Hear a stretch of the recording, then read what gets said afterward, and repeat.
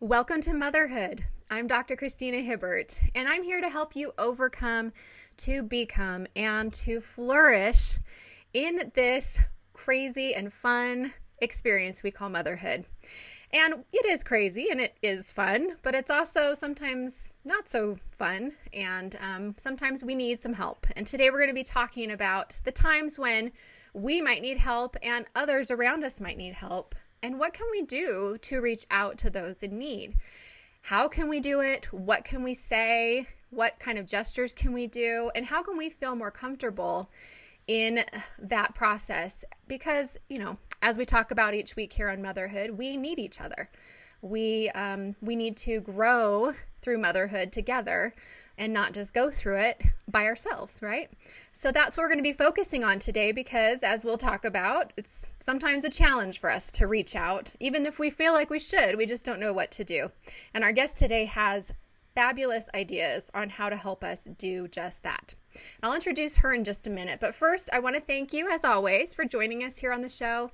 It's such a pleasure to get to do this each week with you here on Motherhood Radio, and I'm grateful for all of you who've joined us on our Facebook group, Growing Through Motherhood. And if you haven't yet, you can just go and search Growing Through Motherhood and ask to be added. I think each week we get a few more people that want to join the group, and we're just building a community there where we can be real and support each other as moms. Also, you can find us on my website at drchristinahibbert.com, where you can find my books, This Is How We Grow, Who Am I Without You, and my brand new book, which is coming out very soon and already ready for pre-order, which is 8 Keys to Mental Health Through Exercise, as well as all kinds of posts and articles on all the things we talk about, including the things we'll be talking about today. And of course on social media. As I mentioned on Facebook, Dr. Christina Hibbert. You can find me on Instagram at drchristy_Hibbert, and all over the place, Twitter, and also especially YouTube. Today's episode will be recorded, and many of them are, so check out some of the videos of the episodes that we record each week as well on YouTube. Now, I was thinking about this topic of how to help others in need, and I have a lot I could share of times when people have helped me. But I wanted to share a time when I actually was able to reach out to a friend in need, and I thought it would be better for me to share how I reached out. I think a lot of us sometimes are hesitant to share the things that we do that are good, but I want to set a precedent here, and hopefully all of you will start to think about the times when you have done what you felt like you should in reaching out to help others, and not feel like you can't talk about that, or you can't be proud of that or happy about that, because it's really such a blessing when, as you know, when we reach out and help others. So a few years ago, a friend of mine, her husband was traveling to some kind of a work thing he had to do out of state. And it was early in the morning, and he was driving a small car, and as he was going down the highway at a pretty high speed, an elk jumped in front of the road, and he crashed into the elk, and it flew through the windshield, and he was severely injured. Now, of course, she didn't know this until the police finally got there and called her, and she went to the hospital, and I didn't know any of this was going on either. But what happened was, one of my other friends, her son had invited my son over to play. And so they were supposed to be getting together, and I was sort of asking my son, okay, when are we supposed to bring you over there? And he said, well, I don't know, because, my other friend's husband, so-and-so, had been in a car accident. And so my friend's mom, my son said my friend's mom, who was supposed to have the play date, is watching the other friend's other children because she's at the hospital. And I just said, what happened? He said, I don't know what happened. And so I just felt sick to my stomach. You get that feeling where you just know something's really wrong.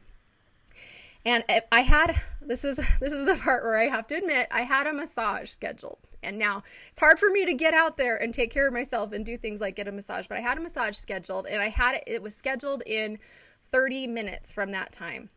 So I had the thought, I should do something. I should go over there to the hospital. I don't know. I should do something. And I then had the thought, but my massage, and she's probably not going to want anybody at the hospital. It's, I don't want to be in the way. Anyway, I called another friend of mine, told her what was going on, and she said, I can't do anything, but I think you should go. And I said, okay, I'm going to go. So I just did it. Now, again, this wasn't comfortable for me. I felt like this wasn't like my best friend. It was just a dear friend of mine. And I didn't feel like I necessarily needed, I wasn't sure if she needed me at the hospital, but I just went because I felt like I should, so we listen to those whispers and we obey. And I showed up, and I was the first person that had showed up at the hospital. And she had a son who had diabetes, and he didn't have his medication, who was at our other friend's house. And her husband was in surgery, and he'd had a really severe brain injury. In fact, years later, he's still recovering from that, and it's changed their whole world. And it wasn't that I did very much, but I just showed up. She was able to give me the medicine for her sons. I was able to call some people in our church to arrange some, meals and childcare for her kids, and just kind of get the ball rolling, because no one really knew that this had happened until I was able to talk with her and start telling people, because she hadn't really told anybody yet. And it was also a door for me to get to be there for them through that whole process. Because I was there that first day, it helped me feel comfortable going back and visiting and showing up at their house with meals and helping more than I probably would have had I not shown up at the hospital. Now, this is just a simple story, but it shows how profound it can be when we listen to those little whispers telling us that we should help somebody, that somebody needs us. And I know we all hear that. We hear, oh, I should do something, but it's a challenge, right? It's not always easy. And that's what we're hopefully going to help you overcome today. So let me introduce our guest, and then we can start talking a lot more about this. Lindsay Ross is here with us today. Lindsay, thank you so much for being here. Thanks for having me. I'm excited. It's a pleasure to have you. And I have to tell our listeners that the way that I came across Lindsay was from another guest of ours, Becky Higgins, who did a show with me last month on cultivating the good life and recording it. So if you haven't listened to that, go check it out. It's a great interview with her. And she emailed me and said, hey, I have this friend who wrote this incredible blog post, and I really think it would be great for your show. And I really appreciate it when people do that and share the good stuff so that I can share it with you. And so that's how I got connected with Lindsay. And really, this all came from your blog post, which was called How to Help When Someone is in Need, correct? Yep. Yeah. So first of all, let me just tell all of you listeners that you need to go check out Lindsay's blog and her post on her blog, which is Lindsay with an S-A-Y, Ross, R-O-S-S, blog.com. Correct? Yep. LindsayRossblog.com. So you can find out that there, and you can also search for what we'll be talking about today, which is how to help when someone is in need. But let me tell you a little bit more about Lindsay. So Lindsay actually graduated from Brigham Young University, which is my alma mater as well. We got that in common. And she graduated with a degree in history. And then she spent a semester at the BYU Jerusalem Center in Israel, which I wish I could have done that. That's amazing. What an experience. And she said that made a huge impact on her life. She and her husband, Mike, are the parents of 4 kids, 2 boys and 2 girls, right? And they are between the ages of 11 and 4, correct? So Yep. Busy household, right? Yes. You're in the thick of it, just like the rest of us. And Lindsay, along with being a stay-at-home mom, she's also a writer, and she's a professional photographer. And she loves to travel and be active, and she loves the kind of things I do, like reading and eating and laughing. And some of her favorite moments in life are at the lake with her family, preferably Lake Powell, which I also have to agree. We go there every year. It's one of my favorite places in the world. So beautiful place. And again, you can find her blog at LindsayRossblog.com, where she writes about photography and photographing everyday moments. She also writes about parenting and good books and health and just really all kinds of topics that are of interest to her and that can help other people. And she can also be found on Instagram. She is at LTRoss, R-O-S-S. You can find her there with her beautiful Instagram feed. And she also has a popular ebook that she wrote titled The Everyday Photos Guide. And you can find that on her website at LindsayRossblog.com as well. All right, Lindsay, thanks for being here again. Yeah, thank you. All right, so let's jump in. So first of all, I wanted to talk about why is it so hard to reach out when someone is in need? I mean, obviously you felt compelled to write this post for a reason. So what do you think? Why do you think that is such a challenge? It's obviously a need for many people to know how we can reach out and what to do. Right. I think the biggest issue is, like, for me personally, I don't know if this is an issue for other people, but a lot of times I feel like I'm being nosy. Like if I catch Yeah. wind of someone needing something or whatever, and a lot of times I don't, like you say, it's not like they're my best friend. So who am I to be like, hey, what's going on? Are you okay? So that's one for me. I don't want to be like pushy. And Yes. another one is I just don't know what to do. Yeah. I'm not naturally good at coming up with like anything to do for people. It's like I want to do something for them, but I don't know what to do. And a lot of times I don't know what to say, especially if it's like a really big tragedy. Like, well, I don't know what to take. I don't know what to say. So I think those are two big issues for me personally when it comes to helping someone in need. Yeah. And like I say, so I just didn't know what to do for people. And that's like, I would have friends do stuff for me, and I'd always think, oh, it's such a good idea. Why can I not come up with these things to do for other people? And so that was a huge motivator for this. Another one that I told you earlier is a book that I read. Well, there's two books. The first one's called A Million Miles in a Thousand Years. It's by Donald Miller. Have you read that book? I did. Yeah, I just read it a few months ago. So Excellent. good. That book is huge for me in the way that I try to live my life, because it talks a lot about story and living a good story.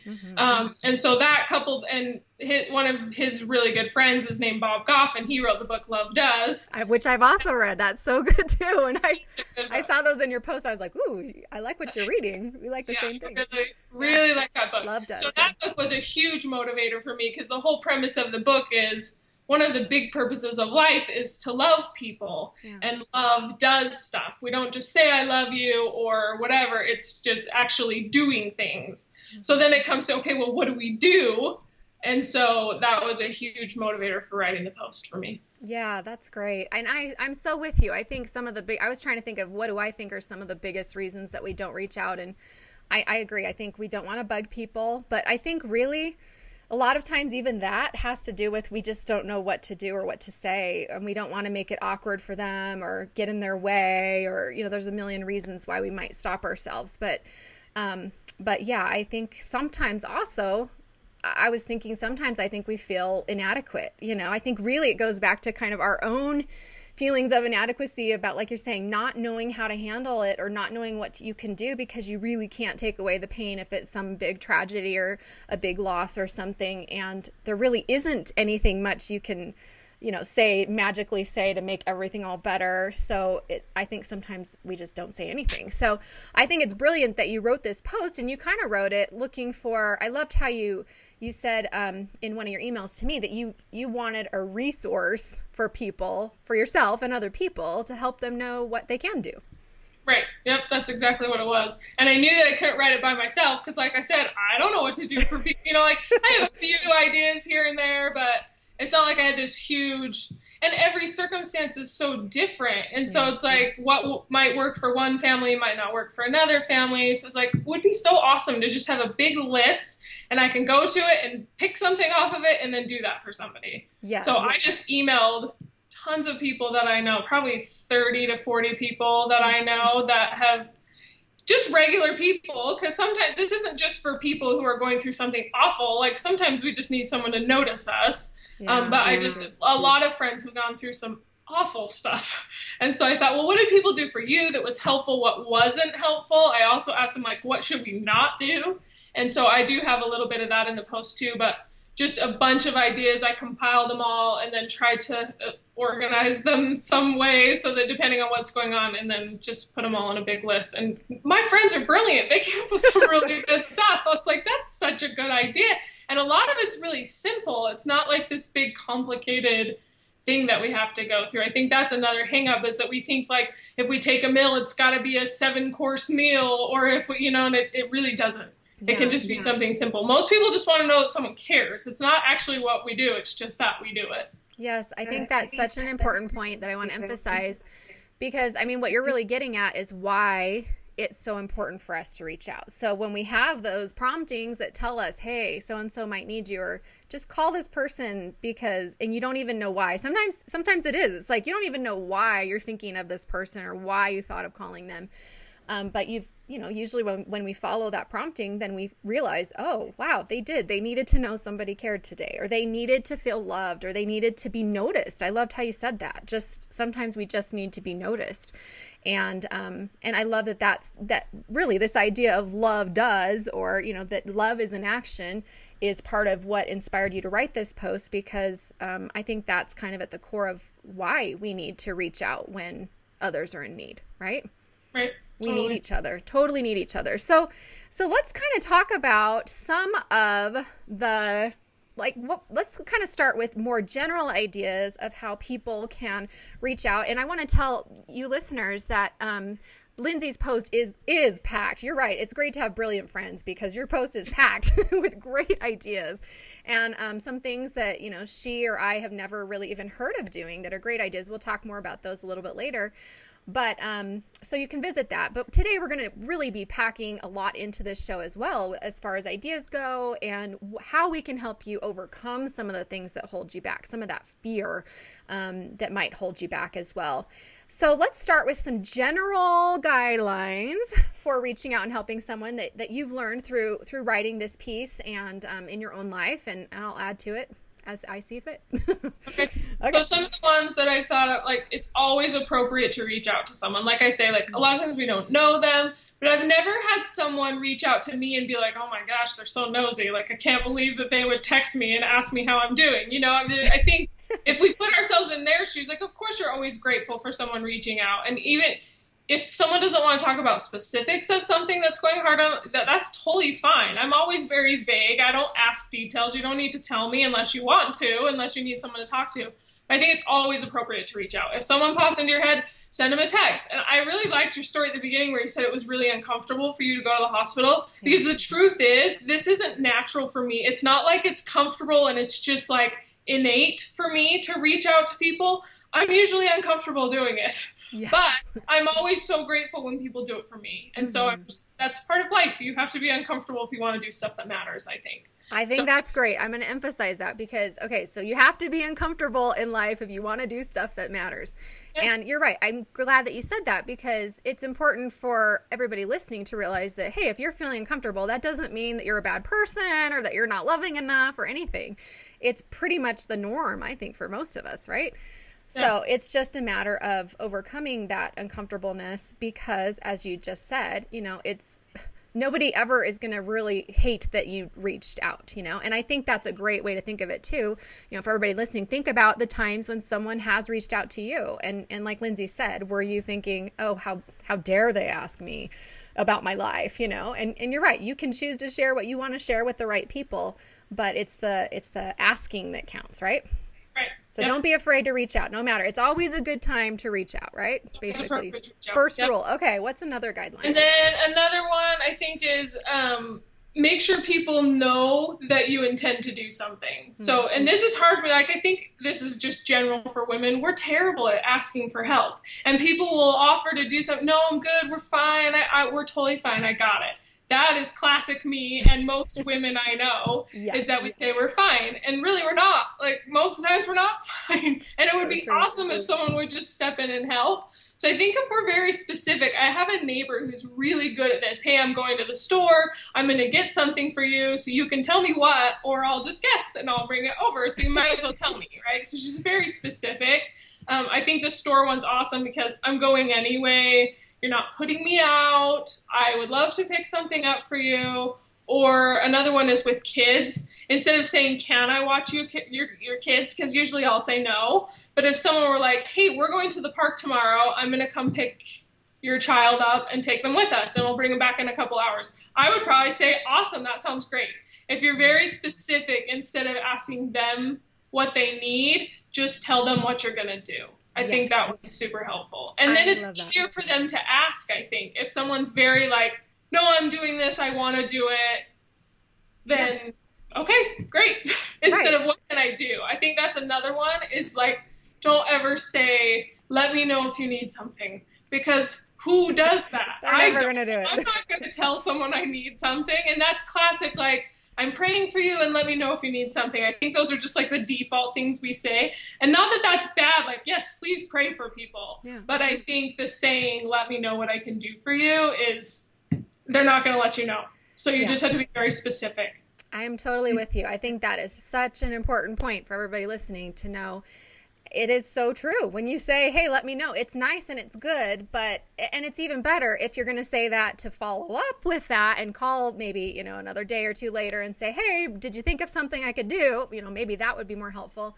But I agree. I love what you're saying. I love that story of the grocery store because, like you said, it's not putting them out. And it's also something that they can do and they want to do because we all have different things that we can or want to do. I remember when my sister died and we suddenly inherited my nephews and I was pregnant and we were about to have a baby. That first week, before I even got home, I was down in Phoenix, taking care, 2 hours away from my home, taking care of business with my sister's, memorial and things like that. And I hadn't even come home yet and seen my own family. And before I even came home, women from my church had called and said, hey, we're coming by to get your laundry. We're going to do your laundry. And I was so embarrassed because I was like, how embarrassing. People are going to go in my house. I'm not even there. It's probably a wreck and they're going to do my laundry. What? But really, when it came down to it, I was so grateful when I came home. And there was, first of all, there was clean laundry. And then there was like 2 other women that showed up with other loads because we had like 10 loads because I had a bunch of kids, right? So that was great. And then another day, I remember I was just at home with the baby after the baby was born, and another friend of mine, again through church, she showed up at my door and she said, I've got an hour. What do you want me to do? So she was just there, and it was like, she wasn't leaving. She didn't, ask me, hey, can I do anything? Because I've got some time. She just said, I'm here. I'm not leaving. So tell me what to do. So I actually said, you know what? I really could use some help cleaning my house. It's such a mess right now. And she's like, I got it. So she cleaned my whole kitchen for me. And even just that little thing was just such a blessing. So you're right. I think show up and say, here's what I can do. And those are the things that those women would want to do versus like, I'm really good at, I like to listen to people and talk, sometimes people want to talk to me about their problems. So I might be more likely to show up and say, hey, I've got an hour. Let's go talk about what's going on. Just dump it all on me, So let each person do what they can do and what they want to do. So that's a great tip. All right. Do you have another guideline or? Well, just going along with what you just said, I think it's also really important for us to be willing to let people help. Oh yeah. Because if we think about the times that we go help people, and like, I love helping people. So it's not like you're putting me out or you're burdening me, like you're blessing me, really. You're letting me do something because I really like to do stuff for people. Mm-hmm. So for us to be willing to accept help too, which again is so hard. I don't know why it's so hard for all of us, because think about how much easier life would be if we all just did stuff for each other and we let each other do stuff for us and didn't put up a fight. It would be much smoother and we'd probably be a lot happier. So I think it's just important to remember, if someone volunteers to do something, I would say 99% of those people are very genuine and authentically want to do something. So let them do it. Right. And you both benefit from that. So I think that's a huge one. Yeah, I've always thought about that too. Really what changed my mind on that was realizing what you just said, that if I deny them from helping me, I'm denying them from that good feeling or that blessing in their life, because we all know that when we truly serve others, we do feel so good and we feel so much love for them and from them, and it bonds us with each other. So, do we want to prevent them from that experience? I mean, if we think about it that way, no, we don't. So that's really important. You're right. I think letting help in for women, especially, is for moms. I think for moms especially, it's like, no, I got it.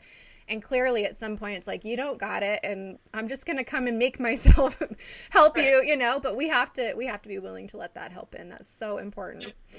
And I think another one that I would add is you don't always have to buy something. Like, I think we always think we have to spend money on people. And when I was doing this, a lot of people just said, just like a handwritten note would be huge to me, because we don't send handwritten stuff at all anymore. It's all text messages or emails or whatever, just like taking the time to write a note or whatever. It doesn't have to be a huge deal. Mm-hmm. And the other thing I would add too is I think sometimes maybe we get overwhelmed. It's like, I feel like I'm drowning most of the time just trying to keep my 4 kids going. And then it's like, and now you want me to do something for someone else? Like, I don't have the energy, I don't have the time, I don't know what to do. Again, which is why this list is so nice. I don't have to think of what to do. It's already there, and then I can just pick something. But I don't think it has to be something huge and dramatic, because like I say, handwritten note, but even a text, if someone pops into your head, I do this all the time, and most of the time people will be like, thank you so much for even thinking of me and taking the time to stop. It took me, 30 seconds to send a text message to someone. I have time for that. So I think we don't need to overwhelm ourselves thinking, oh my gosh, I got to take care of my family, but now I got to be doing stuff for other people's families too. And like, I can barely feed my own family. Making meals for other people is not, I don't do that a lot because I'm not a great cook. I'm not super confident in the kitchen, and I really don't like cooking for other people because I'm like, oh my gosh, they're going to think this is disgusting.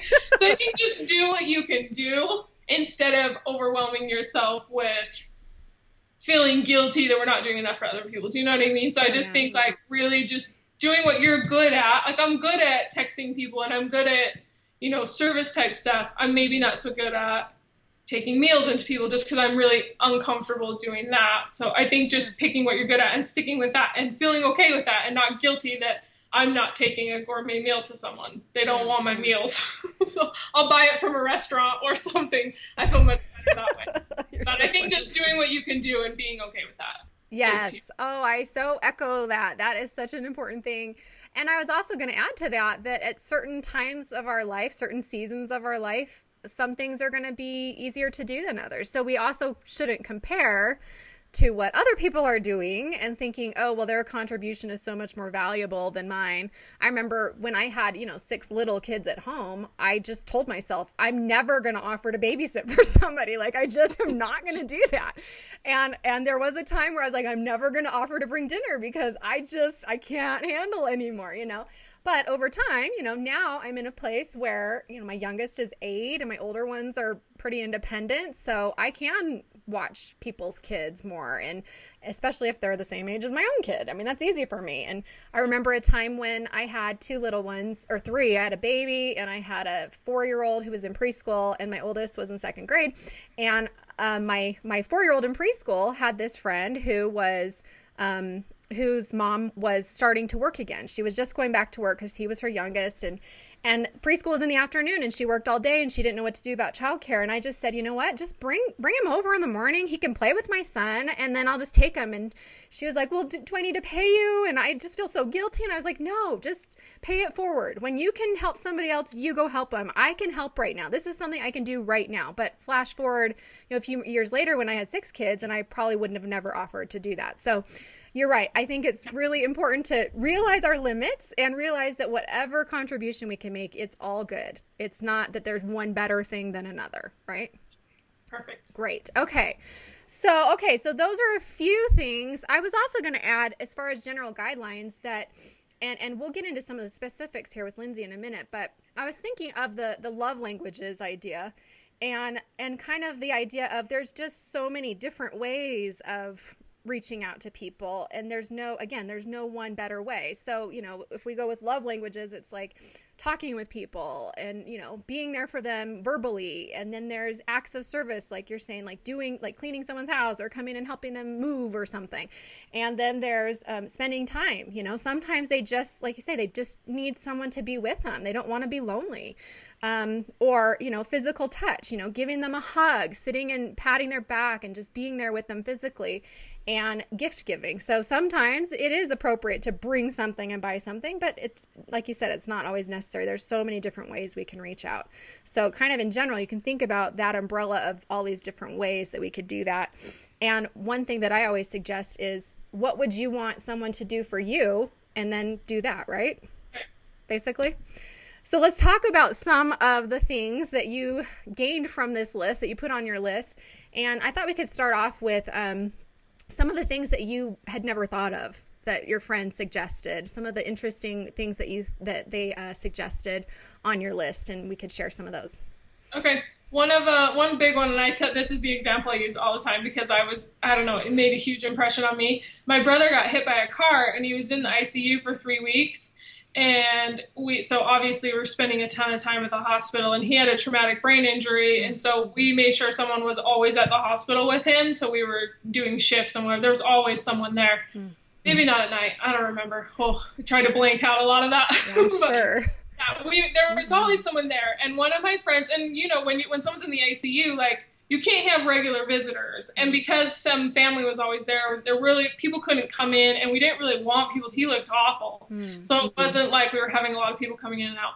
And one of my friends just showed up. She didn't tell me she was coming. She left something with the nurses. I never even knew she was there. And they just brought the basket. And it was huge. There was so much stuff in that basket. I thought, what a good idea, because we're all sitting in there, we're hungry. Yeah. And then once people started coming, we could share with them. And then I also mentioned, I think I said this in the post, my traumatic brain injuries are hard because the people aren't themselves.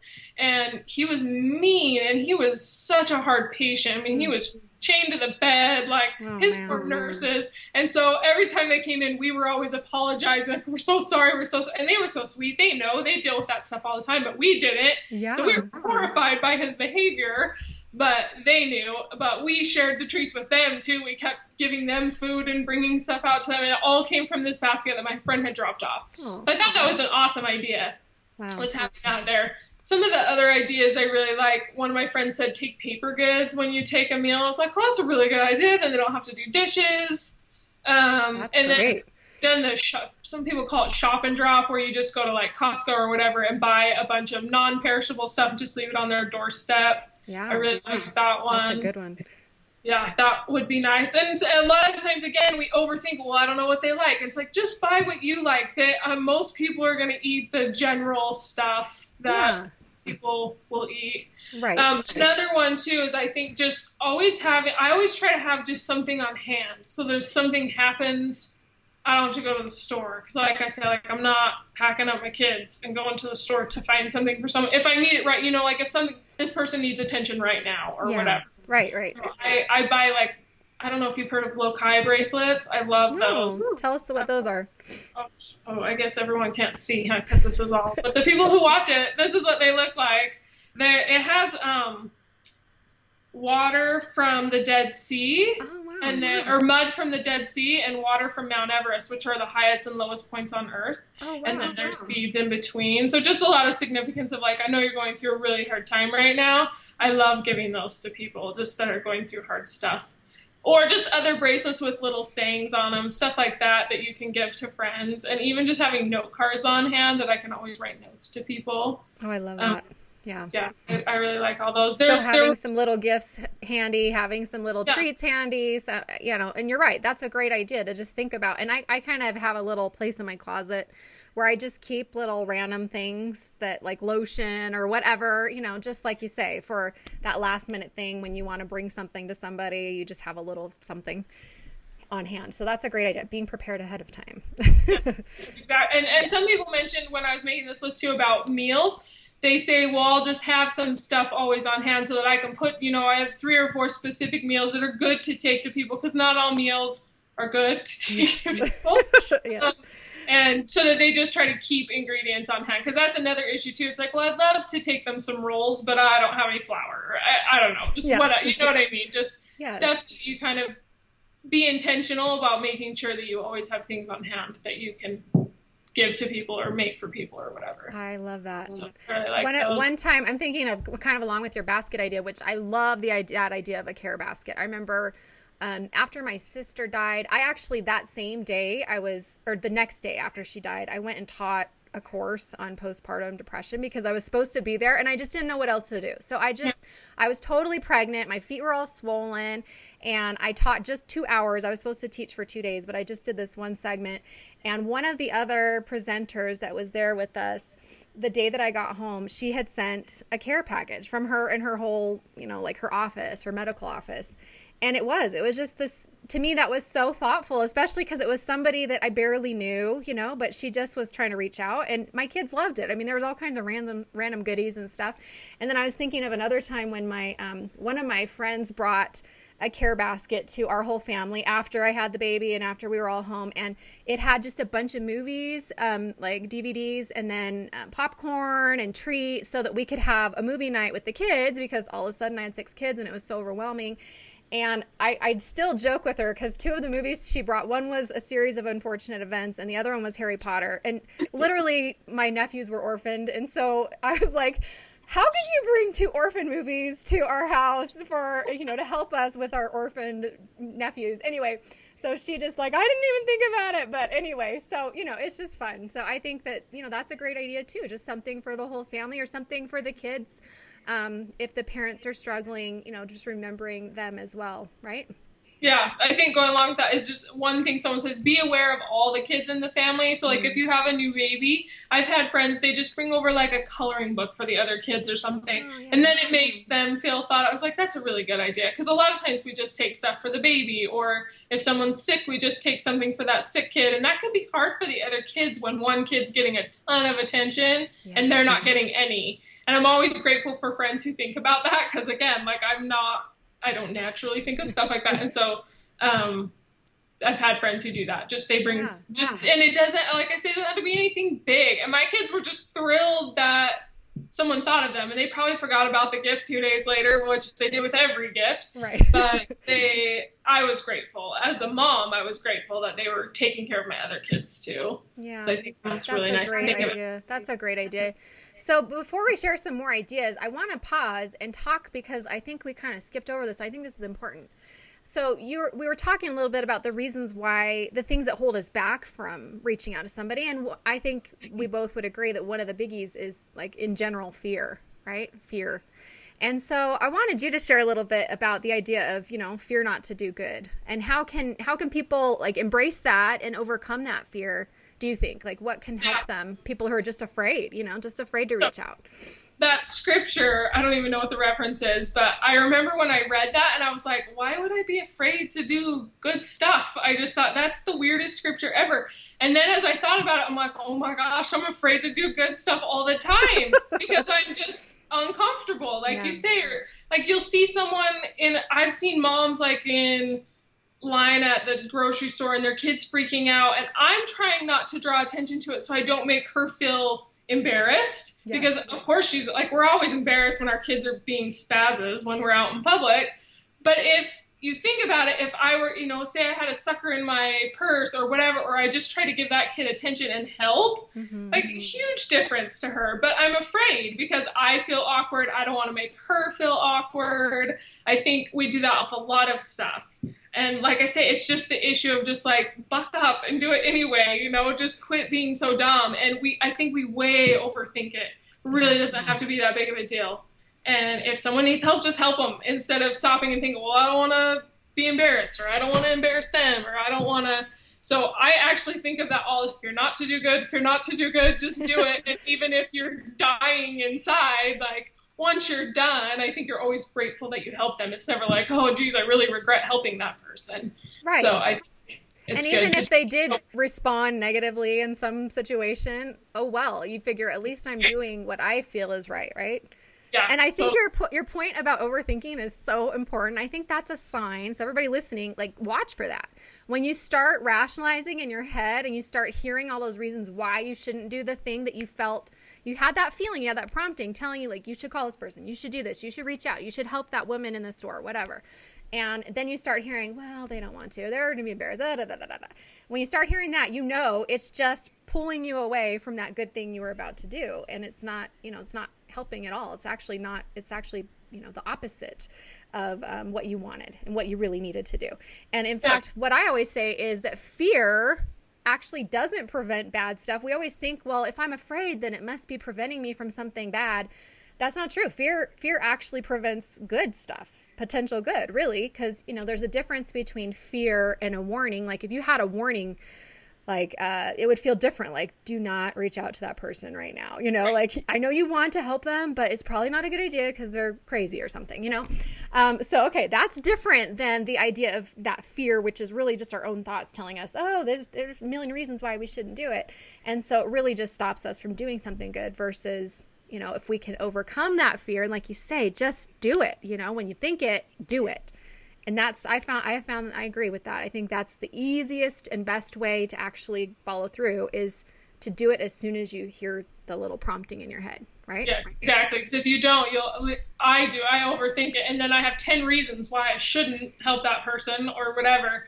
So I try to be really, and I'm obviously not perfect at this at all, because there are lots of times where I should have done something and I didn't. Me too. But it's trying to I see it, I do it, and then I can think about it later and just be like, oh my gosh, I can't believe I did that. That was so embarrassing, whatever. But like I say, I think people are always grateful that we reach out to them, as long as we're doing it in a kind way. You know, like the mom at the store that's struggling with her kid, if we make her feel like an idiot, then obviously that's not an appropriate way. But if it's in a compassionate way, like my kids do this all the time, like no big deal, let me help you, can I hold your baby for a second, or whatever.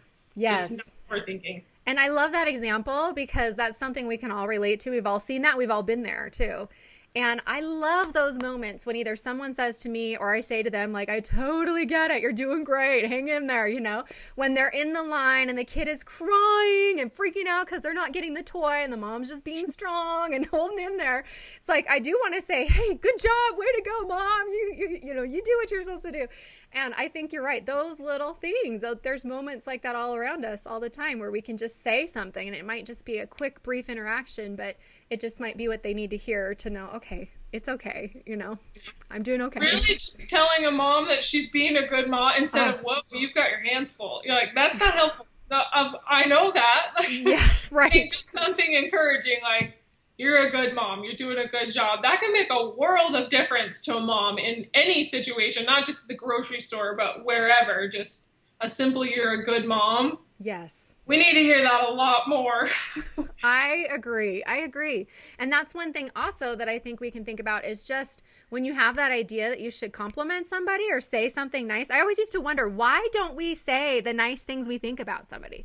We're sitting there thinking, wow, you look so pretty today. Or, oh my gosh, have you lost weight? Or, you know, my gosh, you've really been working on that goal. And I can't believe you've been doing this. It's amazing, or whatever.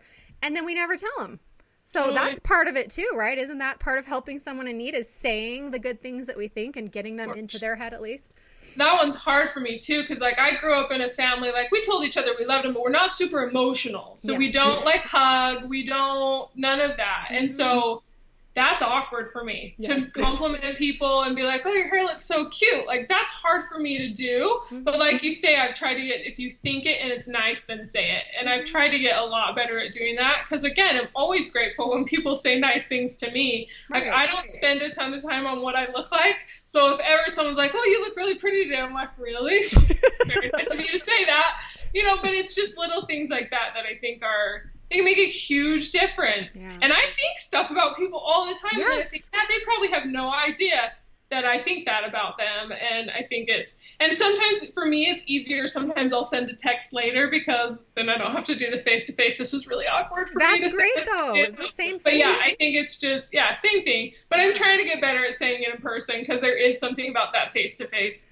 Even if it makes me uncomfortable, I'm trying to get better at doing that. Yeah, but just if you think it, say it. Or I'll send an email later. Yes. Or, you know, I try to do that too with moms, like, hey, I noticed this about you with your kids. I think this is awesome that you can do this. Because there's some moms who are so much better at some stuff than me. And I'm really good at some stuff that they're not as good at. And I think it's always nice when people point that out. It's like, yeah, I am good at that. So it's nice for them to see that they're good at certain things with mothering that maybe I'm not. And I'm just letting them know that I noticed that. That is such a great tip. I love that. So everybody out there, look for some of the moms in your life that are doing a great job at something, and then tell them either face to face, like you're saying, Lindsay, or in a text or in a note or in an email. I'm a fan of handwritten notes. I know it's not popular anymore, but I still have some of the best notes from my friends over the years and some of the sweetest things that they've said. And to me, I really love to just like every once in a while, just think of somebody that I really appreciate and what I like about them and just write it into a note. And the other thing is for birthdays, you know, I mean, this goes to, I know this isn't exactly helping someone in need, but I think on your birthday, you need to feel loved and special, right? And we can't always buy presents for all our friends, you know, especially the ones that don't live by us and all that. But one thing that I've tried to do is if I'm going to post on their Facebook timeline, or if I'm going to send them an email or a text or whatever, I take a few minutes to really think about what I love about that person. And then I say, here's your birthday gift. This is what I see in you. You know, I love this and this and this, and you make me feel this, and I really value you. And everybody's like, oh, you brought me to tears. You know, and it's so easy. But I think that's what we all want, really, for our birthday or for any time when we're having a rough time, is we want to just know that people love us. Totally. Yep. Yeah. Okay, so let's talk about a few more ideas. So ways to make it easier to help others. So what are some strategies, everybody listening? I mean, we shared some obviously, but maybe we could share a few more on some strategies for how to make it easier to help others, especially when they are, when we are we're trying to overcome our thinking and our fears and all this kind of stuff. So what are some things that you came across in your research with your friends on how to make it a little bit easier for us? We mentioned the one of already having stuff on hand. That one's huge for me. That's great. Another thing that I kind of tricked all my friends when I was doing this, and I didn't trick them, but I was putting this together, and I said, hey, if someone were to just show up at your house and leave something on your doorstep, like what are 5 things that you would love to open your door and find it there? And so they all gave me these ideas, and now if any of those friends need something, I already know exactly what they love. And so I put all this down, and I have a list. And I think you could you don't have to be writing a post like this. Just email your friends and say, hey, if someone were to bring something to you, what would you like to get? And some of them were super random, like nothing I would have thought to bring them. But now if I show up at their house with that thing, they're going to be like, oh my gosh, this is the best. They're going to feel even more loved because I was very specific about what I brought to them. Because otherwise, I don't know what, even some of my really close friends, I don't know stuff that they love where I would show up, and that's why some of my very best friends, some of the stuff they mentioned, I'm like, I had no idea that you like stuff like that or whatever. But now I have those lists, and it's like 30 people so if anyone around me ever needs something, I know exactly what they want. Even, so if they pop in my head, I already have a list of very specific things that they That's a great idea, and a fun thing to do, like you say, in a text or an email or even on Facebook, just to, hey, just kind of a way to get to know people and then keep it secretly, like you said, and you're totally ready. That's a great idea. Okay, what are some other suggestions? Also just paying attention to what people talk about, because people will mention stuff on Instagram or Facebook all the time of things that they like, and just being intentional about writing that down. Huge difference later on if that person ever needed something. And I think it's also important to remember this list isn't, I think we maybe mentioned it, but it's not just for people someone's going through cancer or someone died or there's an accident or whatever. I think we all just like to be noticed and seen and feel like we're loved, and just randomly giving something to someone can make a huge difference too. And a lot of times the people that look like they don't need help are the ones who need it the most, because they act like they have it all together, and maybe even in their head they think they have it all together. But no one does. That's a lie. That's why we're all here together, because we're supposed to help each other out and take care of each other. So I think that it's just making sure we're paying attention to the people who look like they have it together, and then showing up for them too. That is such an important point right there too, everybody. I mean, I'm so with you. I think I know there's been so many times where I seem like I have it all together and I don't. And people might assume that, hey, she doesn't need anything. And yet I'm at home crying that night because I feel like nobody cares, So, I mean, and as a psychologist, again, I've said this before on this show, I get to see behind the curtain of people always. And, everybody can use a pick-me-up. And if you're having that prompting, that little thing telling you, that little whisper telling you to do something, it's probably because they do need something in some way, And like you said, it doesn't always have to be that there's a major event going on in their life. Just the everyday life gets to us and can be overwhelming. And it never hurts to love somebody, right? Never. Yeah, always like even if you look like, and maybe you are okay. Like there are periods of life where like I'm feeling pretty good, like things are going well, and even then, it's always nice for someone to care, because that's the thing. Sometimes I just feel like, man, like I feel like I give and I'm trying to make these relationships with people and like no one's giving back. Like not giving stuff. I just mean like acting like they care. Right. Or making an effort to, hey, let's go to lunch, or like I love when people do that, because I think, okay, well they actually care about me. I think it's for people to remember that, because I remember I was complaining to a friend once because I'm always the one who organizes stuff and I'm always the one who sets up the dinners and I'm always this and that. And I was telling her, like, it'd be nice if someone else would do that. And she said, but you're good at it. Yeah. That's what you do. That's your gift. You're good at being the, like, let's go. And it changed my whole thinking at that point. Because I was like, yeah, I am good at it. So I guess I'll quit being a baby about it and just be good at that. And then they're good at showing up and making me feel better or whatever, So I think or they're good about making a commitment and sticking to it and not falling through. Because that you have the friends who will say they're going to come and then they don't.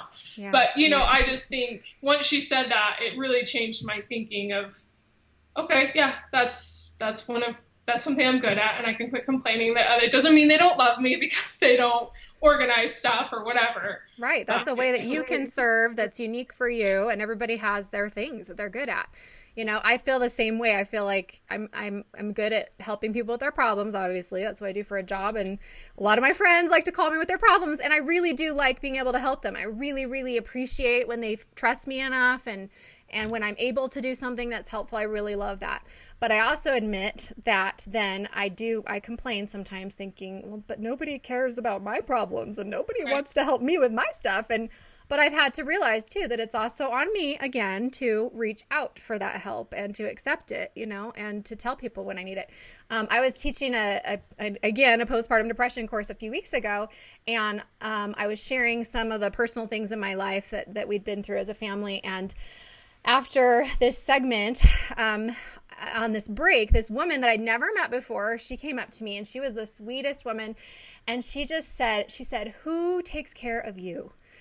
And I was like, my husband's really good, and I try to take really good care of myself, and my kids are sweet, and I do have some friends that are pretty good, and, and she's just like, I would love to be there for you. She's like, I'm retired. I used to be a counselor, and I just feel like you need someone to talk to, and here's my number, and I need you to call me. I need you to call me. Like, I really, really want to talk to you. And I believed her, and I haven't called her yet, but I do have her number. And on every break, she would come and just talk to me. And the next day, she's like, how are you doing today? And how was last night? And how's your family doing? And I mean, for someone I just met, it was just so refreshing and so sweet of her to take such an interest, and that's something that we can all do. We can all do that and just reach out to somebody that we think is in need, whether we really know them or not, right? It's a way to get to know people too.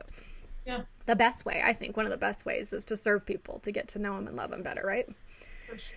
So let's talk for a few minutes about just a few last ideas that you really appreciated from your list, whether they be about, I know you wanted to share some thoughts on meals. We talked a little bit about that, but, maybe about just some other great ideas that you want to kind of end up the show with to inspire everybody out there to go and do something today, hopefully. Okay, I think something with meals, at least I live in Utah, and the culture of here is meals are a big thing. We take meals to people around us a lot. When someone's going through something, it gets organized, and people take meals to them. That's a huge part of the culture I live in, which is awesome. Like, it's super nice. But I think there's different ways we can approach taking meals to people, because like I say, I'm not super comfortable cooking a full meal for someone. People eat different than we do. We're very simple eaters at our house. Like, I don't cook big because I don't enjoy it, and my kids don't eat it. So right. I get really frustrated if I just spent 2 hours in the kitchen and then they complain. So it's just not super comfortable for me to do that. So I think there's other ways around it. A lot of times I'll just buy something for the family, and I know that can get really expensive, so I can hard, but even just pizza, hey, and you can order pizza from your phone, have it delivered to their house, pay the tip ahead of time, so you don't even have to live next. If something's going on with someone, find out a pizza place that's close to their house and have it delivered. And there's tons of restaurants that do that now.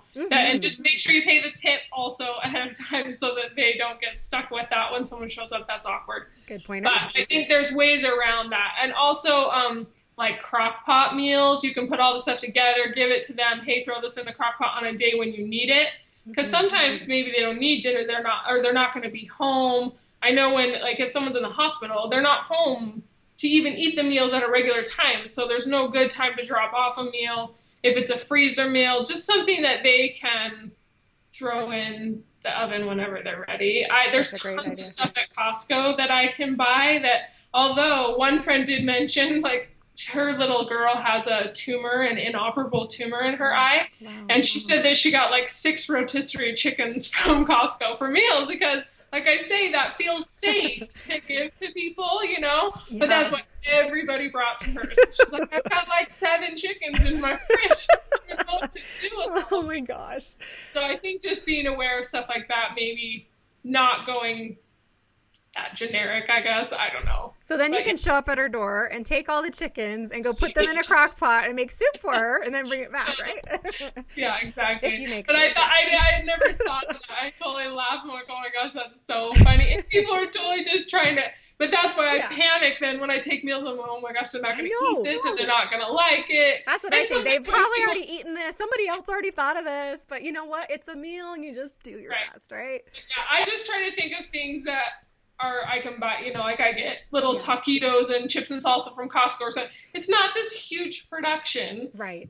When I had a baby, after one of my babies, one of my neighbors that I actually don't know very well all showed up with a thing of rolls. And I thought, that's so simple, but wow. And I remember all the time I think of her because I really didn't know her. I mean, we said hi in passing, but the two of us didn't know each other very well at all. And I thought that was probably really uncomfortable for her to do that. Yeah. And super nice and who doesn't like rolls? I mean, unless you got celiac, but then you can I know. My husband does, but I love rolls. So.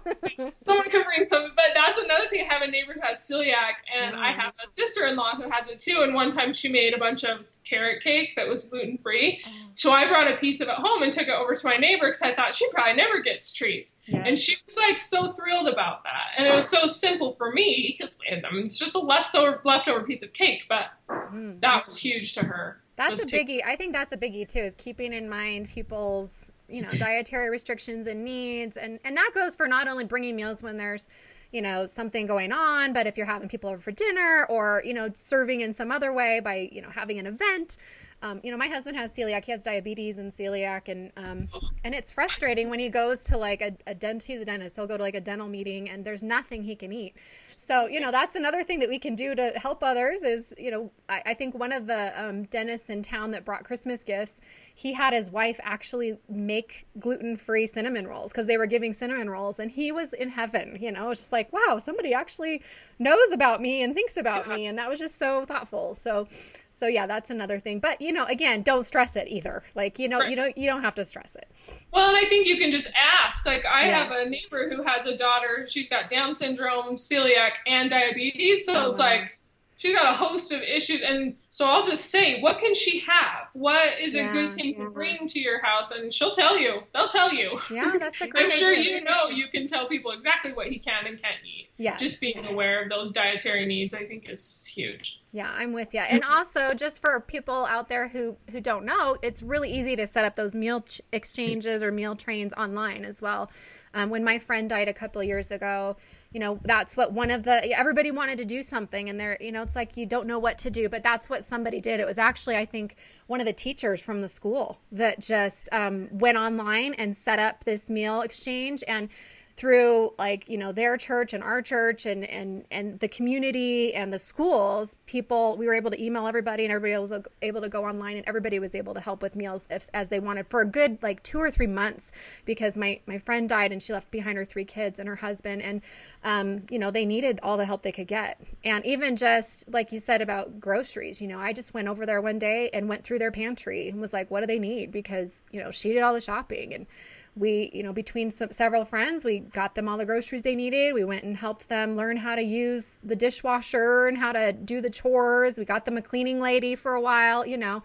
My friend whose husband was in the traumatic accident with a traumatic brain injury as well, friends and I pitched in and bought her a massage, like a membership, you know, so that she could go and get regular massages because she was so overwhelmed, you know, and that's something she would have never done for herself. So there's just so many wonderful things we can do. And your list has, I mean, do you know how many ideas are on your list? There's a lot. I don't know. I know. Because it's divided into sections. So there's just general, and then there's if someone has a new baby, if there's a single mom, and then there's a whole list at the end of just random stuff. It's got a lot of stuff in there. It does. It's packed. The online stuff I was going to tell you, Sign Up Genius. There's a thing called Sign Up Genius. It's free, and it's so nice. We've used that before, and it doesn't have to be signing up for meals. Like, we had a friend whose dad died, and it's like, let's make sure that someone's checking in with her every week for the next like 3 months, so that they don't. And then you just, okay, this is my week that I get to send a text to her, or this is, and people can sign up.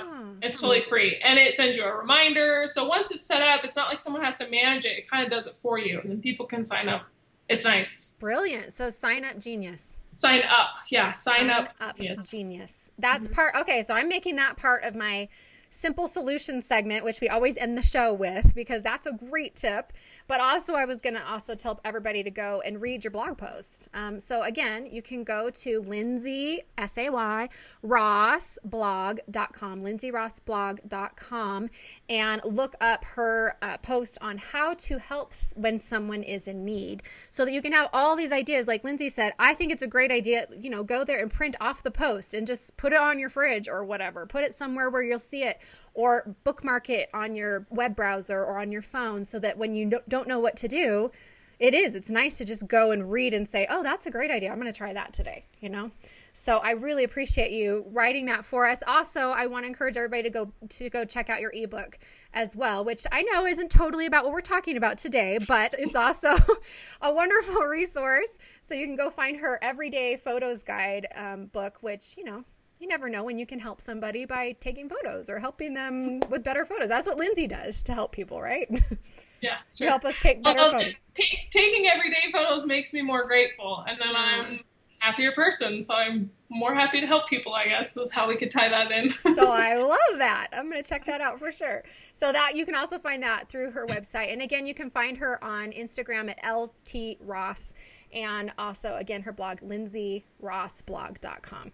So thank you so much for being here, Lindsay. It's been such a fun time and great ideas here. I hope everybody out there has been taking notes, because you sure left us with plenty to think about. Thank you so much. Thank you. So, and for everybody out there, thanks again for joining in. And I hope that you will visit my website at drChristinaHibbert.com. I can't even say my own website, for more resources on the things we've been talking about. And also to check out links to my books, especially my book, This Is How We Grow, which I think it shares a lot of my experiences with people reaching out and helping me, and how much that has touched my life. So if you need some inspiration and something to read to inspire you to go help others, check that book out as well. Until next time, though, I hope you will continue to choose to grow through motherhood instead of just going through it, and to do it with us here each week on Motherhood. And I will see you next time, everybody. Bye-bye.